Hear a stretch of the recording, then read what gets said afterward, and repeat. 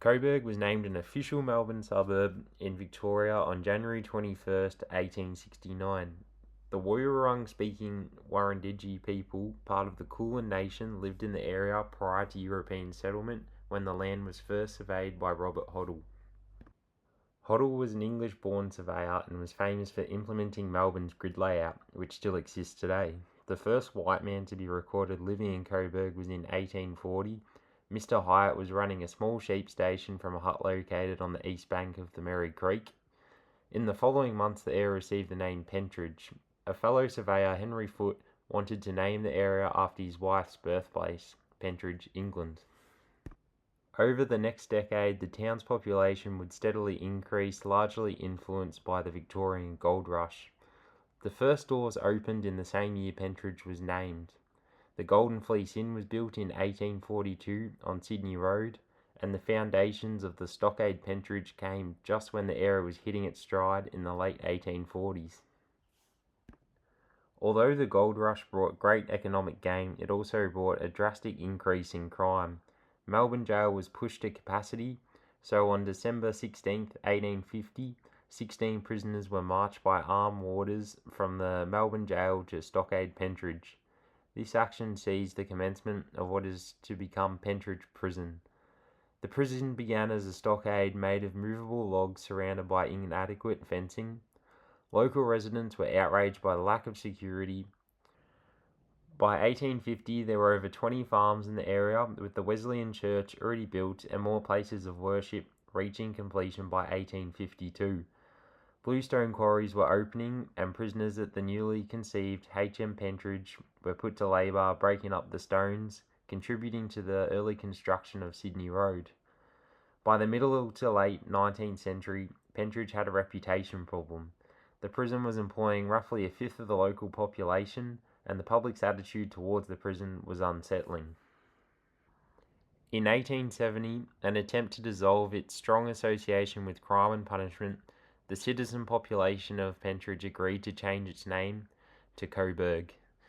With its new name formally adopted, Coburg in the following years would move to have its status as a shire, which was confirmed in 1875.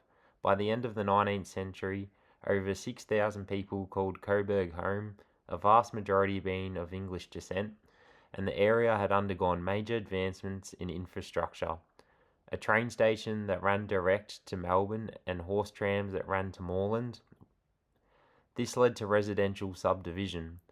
In the early 20th century, the Great War cast its shadow over the town as 700 from the town were sent to serve and 162 passed away. Despite the losses, the town continued to grow. Coburg's new high school was opened in 1916 and the Sydney Road tram was electrified.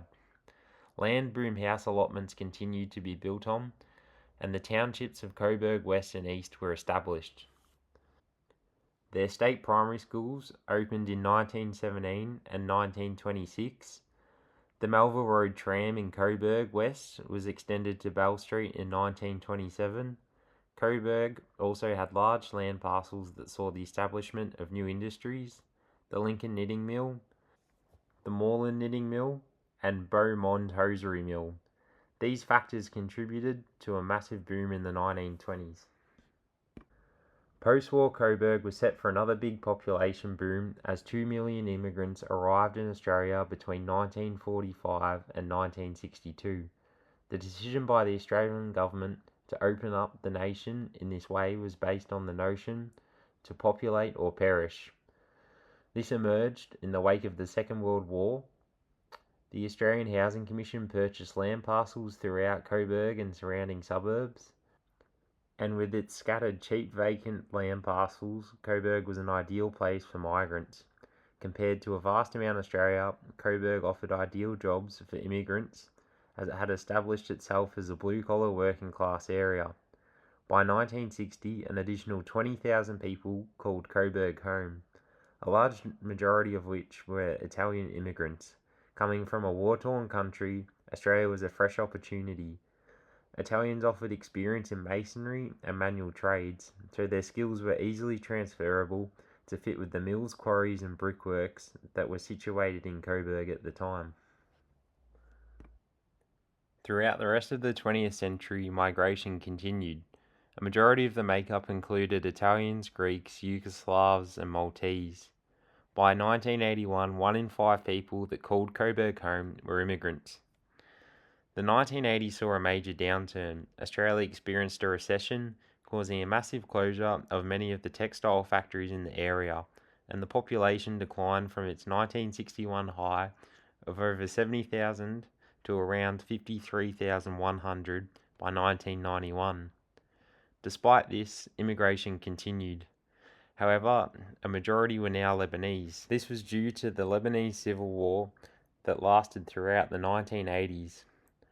Coburg again offered affordable housing, and the Lebanese saw an opportunity in opening up bakeries, restaurants, and other small shops along Sydney Road. Sydney Road has long been a central artery of Coburg, shaping both its commercial and cultural identity.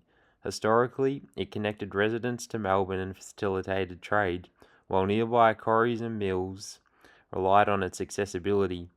Over time, it became a hub for migrant communities, reflecting the contributions of Italian, Greek, Maltese, and Lebanese families, and remains a vibrant focal point of commerce, culture, and community life.